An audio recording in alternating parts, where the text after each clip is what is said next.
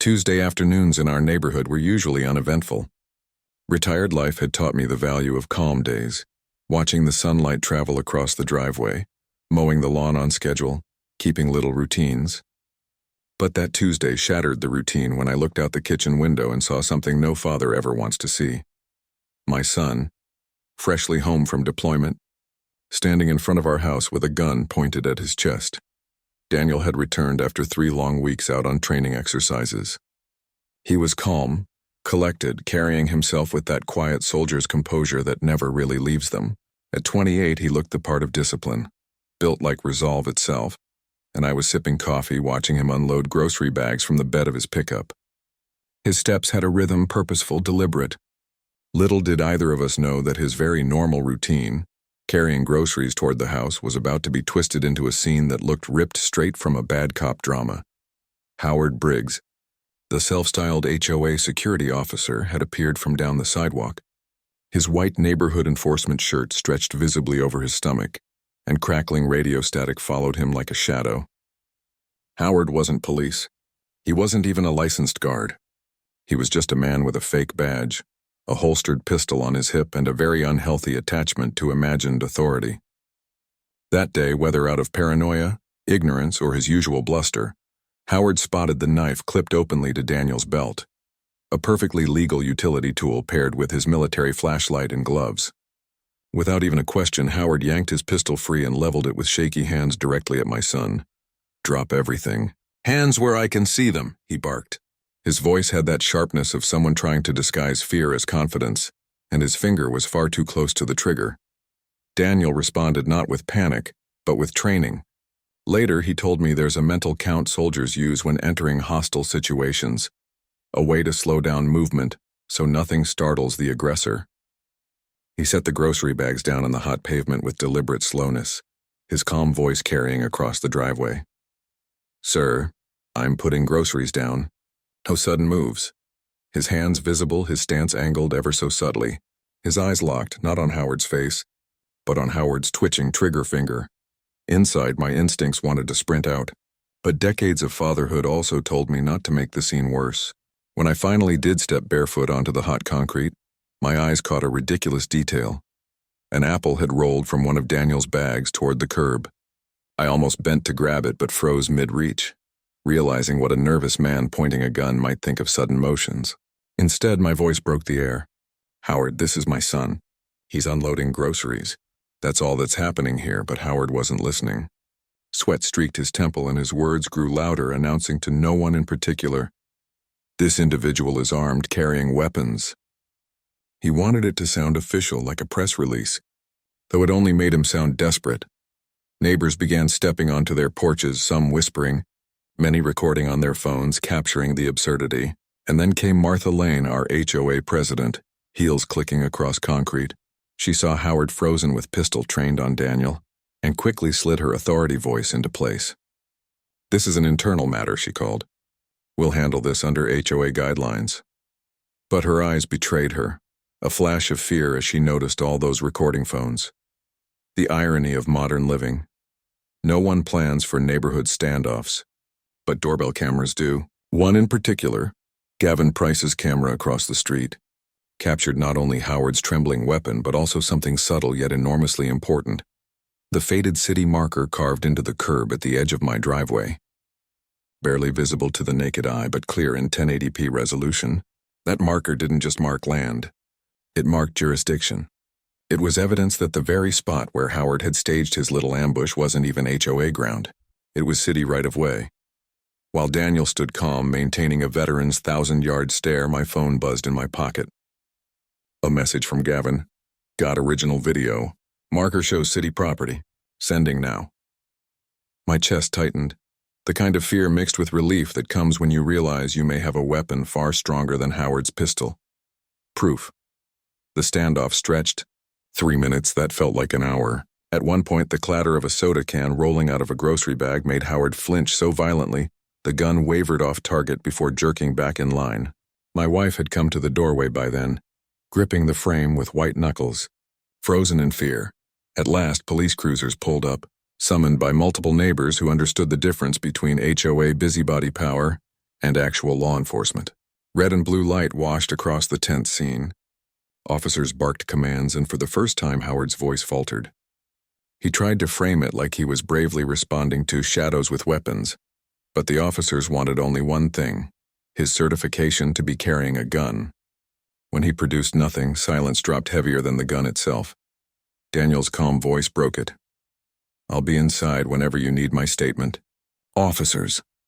He carried the groceries forward, composed as ever, and disappeared into the house. And in that moment, with flashing lights and neighbors buzzing, I realized Gavin's camera had caught not just the confrontation, but the property boundary marker that would unravel the whole pretense of authority. Howard thought he had control, pointing a pistol. He didn't realize the ground under his boots wasn't his to command at all. The morning after the gun incident, the world in my house felt permanently changed. I'd thought retirement meant peace. Coffee brewing, a newspaper folded across the table, my wife humming while tending her plants. Instead, the night left us with the hollow thrum of adrenaline still circling our nerves. I woke up with one thought replaying like a bad radio signal. A man in a fake badge had aimed his weapon at my son in our driveway, and the people who should have shut it down were the same people enabling him. That HOA enforcement stunt hadn't just been reckless. It was criminal. Daniel's words before heading to bed echoed in my mind. "Document everything, Dad, this isn't over." So I did what I knew. Paper, records, phone calls. The way I'd fought problems for decades in business, with patience, persistence, and proof. I drove into the police station before breakfast, carrying copies of every video neighbors had texted me overnight. The desk sergeant only took one look at Howard's trembling hands wrapped around a gun and immediately called for a detective. She arrived sharp, no nonsense, and focused, her eyes narrowing as she watched Daniel carefully unloading groceries under the barrel of a pistol. "Has this man done this before?" she asked. I shrugged, though in truth my gut told me Howard was a tragedy waiting for a camera. Her expression told me we were onto something deeper than a neighborhood spat, and then came Gavin. Our neighbor had a reputation for quiet, obsessive research, the kind of guy whose curiosity often unearths more than anyone expects. He showed up at my door later that morning with his laptop glowing like a lantern in dark times. "No record found," he said flatly, spinning the screen toward me after entering HOA security team into the state licensing database. Howard wasn't licensed. Not by city, not by state, not by anyone. Worse, Gavin leaned in to show me another line, highlighted in red. Failed police psych evaluation 2019. Impulse control issues. My stomach turned at the words. A man unfit even to ride shotgun in a patrol car had been given free rein by our HOA to play security guard with a loaded weapon. Gavin wasn't done. He walked me outside to the edge of our driveway and pointed at that same faded Stone City marker the doorbell camera had caught.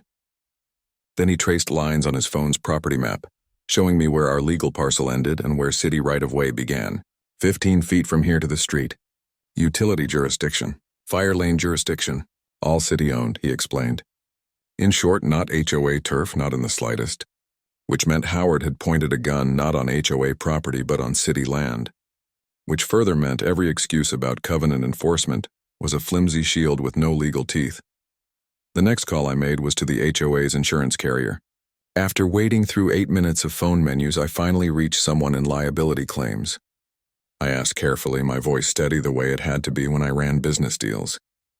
Hypothetically, I said, if an insured party conducts armed security patrols without a state license and something goes wrong, who pays?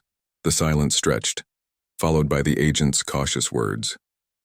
That would potentially void coverage and place liability on individual board members. I jotted the claim number she gave me in ink, wondering if Martha and Howard had any idea how exposed they were. Meanwhile, Daniel was back in military mode, though this time the battlefield was suburban streets. He transformed our garage into a surveillance center. Monitors mounted side by side, every camera set to record with atomic server timestamps. One video is evidence, he explained while adjusting the angles. 3 videos from different perspectives become undeniable truth. He'd also drawn up templates for the neighbors, official-sounding affidavits where they could document harassment they'd endured. By noon, half the community had sent counter notices. The HOA had dealt in harassment for years, but suddenly they were drowning under a flood of their own paperwork. And then, like a scene out of a thriller, Our new cameras picked up Martha and Howard meeting behind the community center at night under yellow parking lot lights. She handed him a manila folder. We couldn't hear much through the static, but the microphone caught one phrase clear as day as she leaned in too close. We control the narrative. Stick to the script about safety. It was clear now this wasn't miscommunication or some accident of authority. They were orchestrating everything, Howard's cosplay authority and Martha's paper cover-ups. Like characters in a play they refused to admit wasn't real.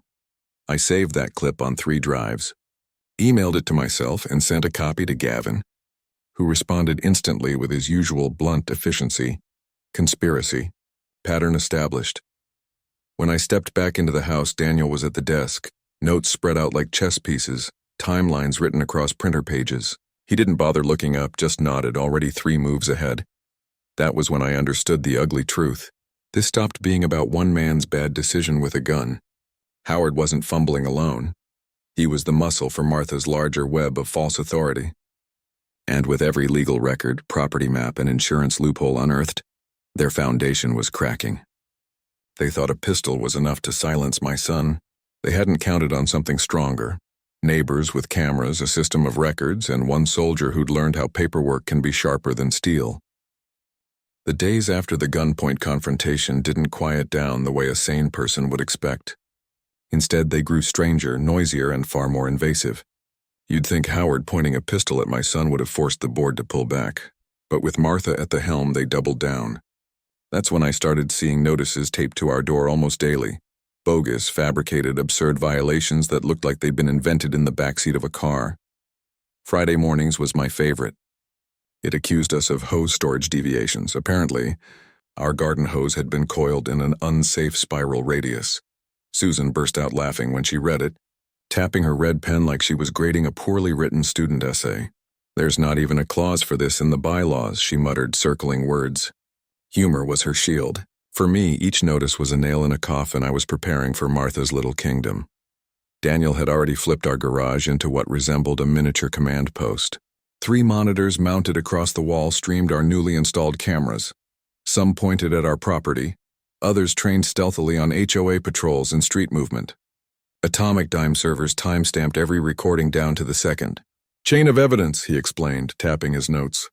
They think threats work. They don't understand documentation is stronger than intimidation. In court, one shaky recording is gossip. 3 synchronized recordings are gospel. The paperwork strategy was in full swing. Daniel printed affidavit templates for neighbors, official sounding but legally formatted, and hand-delivered copies door to door. Within 48 hours, half the neighborhood had filed sworn notices documenting harassment, bogus fines, and intimidation from board members. People who'd stayed quiet, too scared to push back, now had a weapon, words on paper. And the sudden explosion caught Martha entirely off guard. By Saturday, she'd called an emergency board meeting, panic written across her face even when she tried to mask it behind that stiff HOA president posture. But intimidation escalated too. Neighbors reported seeing cars tailing them, dark sedans slow-rolling down residential streets like amateur spycraft. One woman in tears banged on our door, holding a fine from the HOA demanding nearly $8,000 in retroactive penalties after she had shared footage with us. Her voice trembled. "They're trying to take my home." "This isn't just harassment," Daniel said coolly as he flipped through her notice. "This is witness intimidation." And when Daniel used that phrase, witness intimidation, it clicked. They weren't playing HOA anymore. They were playing gang. And gangs get dismantled piece by piece. The city helped without even realizing it. A priority file arrived by courier. Surveyor maps from 1987 proving that our driveways and the first 15 feet into the street were city-designated right-of-way. No private entity, including HOA, had jurisdiction. Even better, tucked behind the maps was a letter from the city attorney. Any attempt by private organizations to enforce authority on city-owned property may result in criminal charges of impersonating law enforcement. I made 12 notarized copies of that letter and slipped them into envelopes like artillery shells, ready to distribute. Then the ground shook again, this time not from Howard, but from Gavin's relentless digital digging. He burst into our living room like a man who'd struck gold in his backyard.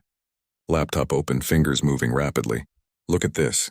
$18,450 wired from HOA funds into an account belonging to Martha's sister 2 weeks ago. He tapped the trail line by line.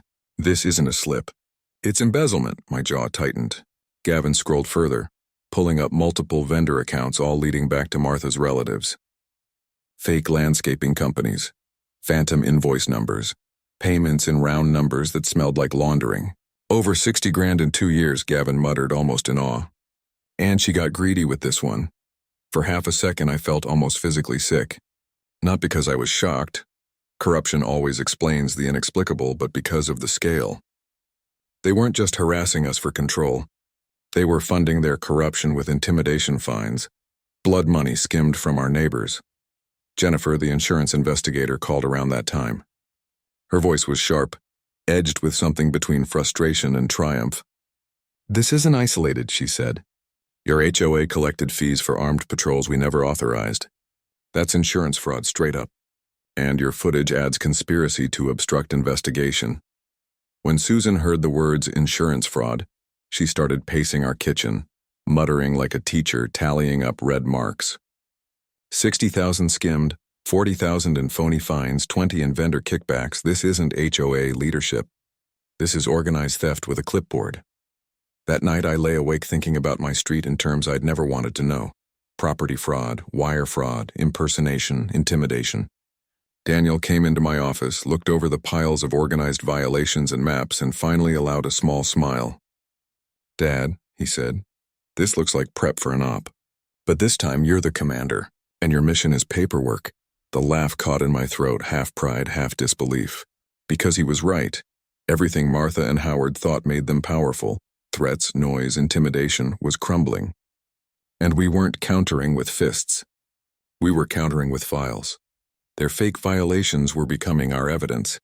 Their harassment campaigns were becoming our smoking guns. And their money trail? That was turning from HOA dues into a federal case. The Monday evening of the special meeting felt less like a neighborhood gathering and more like walking into a staged trial. By 7 p.m., the community center parking lot overflowed with vehicles, many of them unfamiliar. I even spotted 2 SUVs with no license plates parked under the tall lamps. Chrome eagle emblems where numbers should have been, like props in a third-rate crime drama. Martha had clearly rallied every favor she could call in from surrounding subdivisions. Supporters who didn't even live here gathered in packs, some with chest-mounted cameras blinking red, documenting a show they believed would cement their control. Inside, the air felt heavier than the heat outside. Folding chairs crammed end-to-end in rows, the hall packed with neighbors, half anxious, half eager for spectacle. At the front table sat Martha, wielding a small wooden gavel she'd bought for herself years ago. Howard, stiff in his ridiculous security getup, badge glinting under fluorescent lights. Their allies flanked them with laptops and stacks of papers, like an army of bureaucratic soldiers preparing for battle. Martha struck her gavel against the table with theatrical finality. "This meeting will come to order," she announced, her voice rising above murmurs. "We have urgent safety concerns regarding certain residents endangering our community." She was about to launch into her rehearsed performance when I stood up, briefcase under my arm, and asked the question she didn't want to hear. "Point of order, Madam President. Has proper notice for this meeting been given under Section 12 of our bylaws?" Silence fell. Whispers flitted across the room. Everyone knew what I meant. Special meetings required 72 hours physical written notice. Not emails, not texts, not word of mouth. Gavin, always ready, stood from the back with a stack of printed envelopes. "Check the mailboxes," he called out dryly. "Not a single one sent." Martha's face flushed crimson before she forced composure back into place. "Email notice suffices under emergency circumstances," she insisted, her voice trembling just enough to betray her bluff. But her words didn't matter. Her control had already started to fracture. Howard seized the moment, standing stiff as a soldier in a costume parade, moving a projector screen into place. His first slide appeared, a photograph of Daniel unloading boxes from his truck. Red circles drawn clumsily around the knife clipped to his belt and the flashlight we all knew. "This individual," Howard began, refusing even to say Daniel's name, "is a threat to our safety. His behavior is consistent with illegal military activity. Veterans with unresolved aggression create hostile environments. He clicked to the next slide, pulled statistics from questionable websites about veteran violence incidents. The crowd shifted uneasily. Whispers grew, but Daniel didn't flinch. He rose slowly, every movement deliberate, commanding presence without raising his voice. "My name," he began, steady and clear, "is Daniel Harris. I served 3 tours in Afghanistan, 2 in Iraq. Bronze Star recipient, combat infantryman badge, and an honorable discharge after 8 years. He laid a folder on the table in front of Martha. "These are my service records, unredacted, available for anyone." The hall went utterly still. Daniel then turned, locking eyes with Howard. "Mr. Briggs, you accused me of stolen valor. That's a federal crime if true. You're welcome to call Fort Bragg right now and verify every record in that folder." Howard's face drained. His mouth opened, but nothing emerged.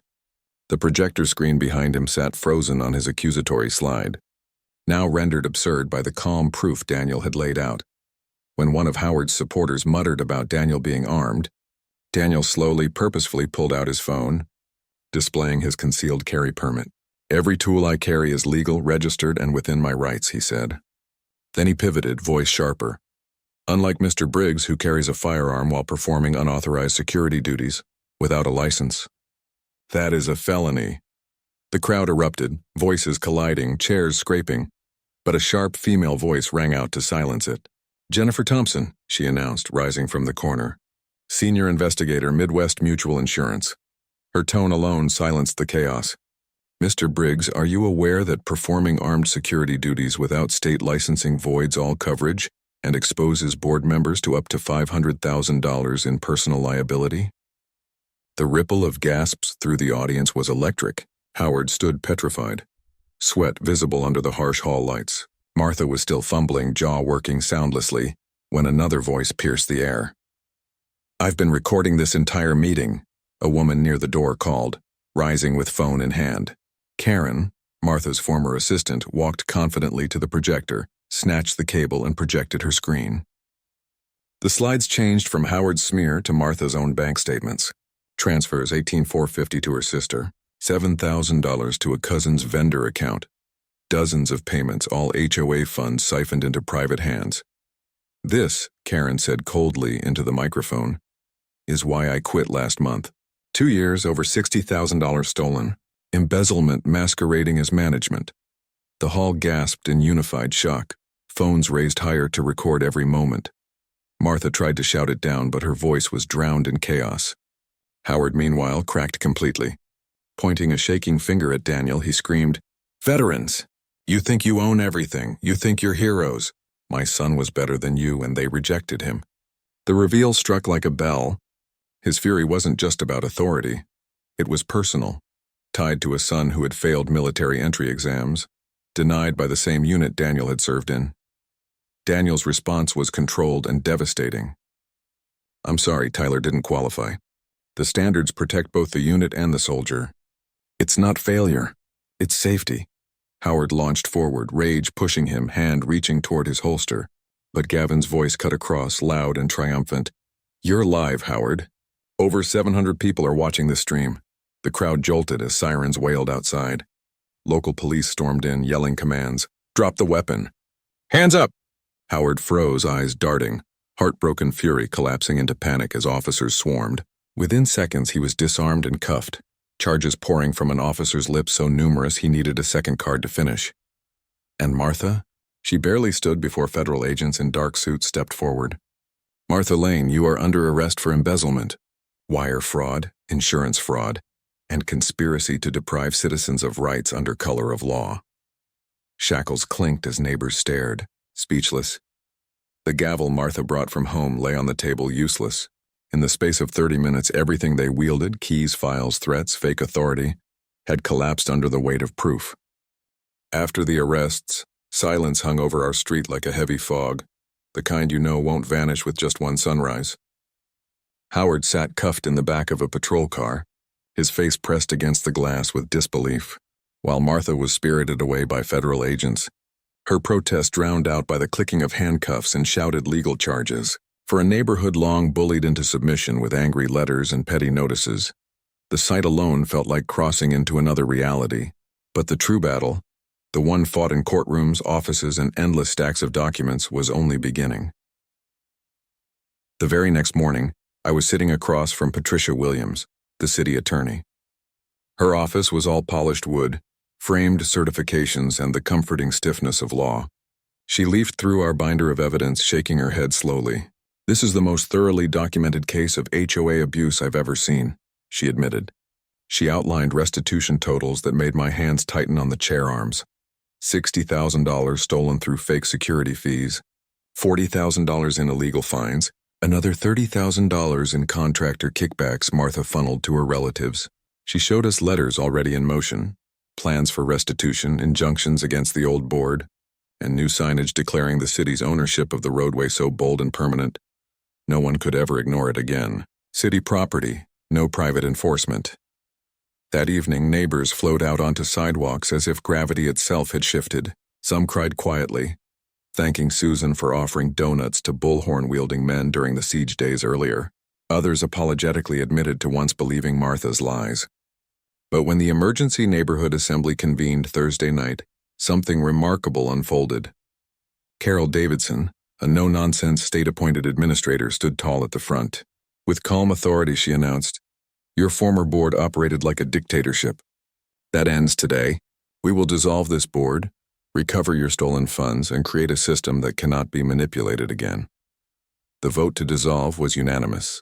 The elderly woman from down the block, who had been threatened with foreclosure for simply sharing a doorbell video, was nominated and overwhelmingly elected as interim president.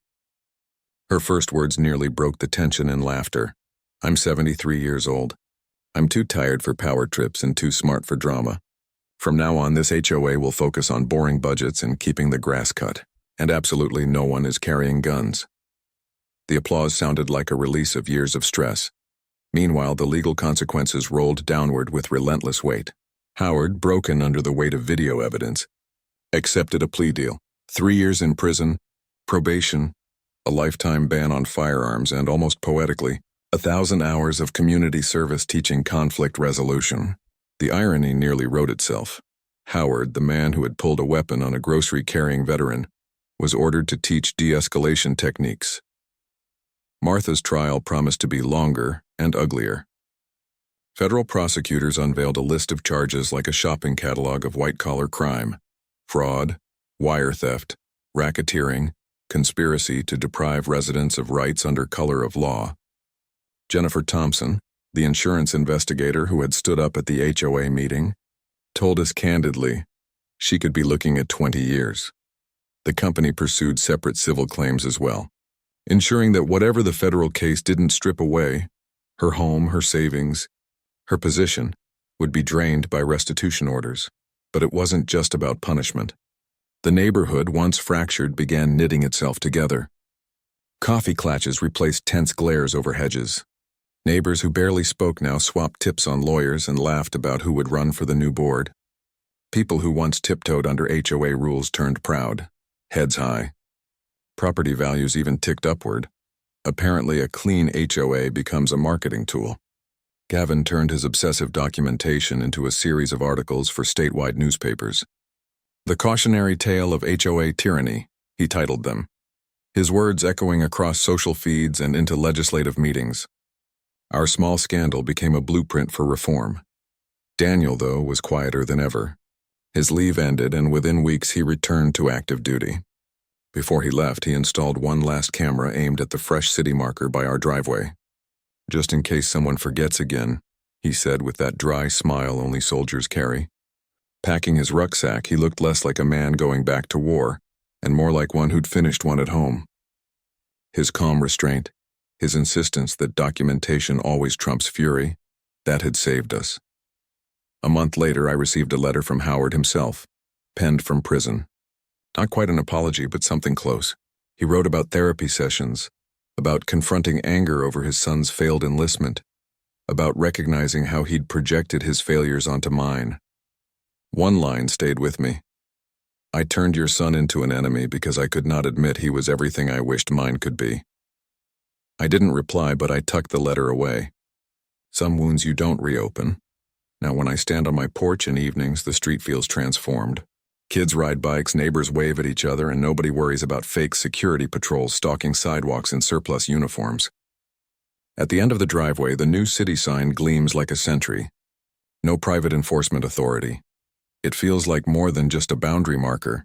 It feels like a reminder of how easily power can slip away from those who wield it carelessly. We had resisted not with fists or fury, but with cameras, affidavits, documents, and patience. In the end, that beat the weapons, the lies, and the false authority. Carrying groceries should never again be mistaken for a crime. And the lesson, the one I'll remember until my last day, is simple. You don't always need strength to win. Sometimes all you need is persistence, truth, and a printer loud enough to drown out the bullhorns.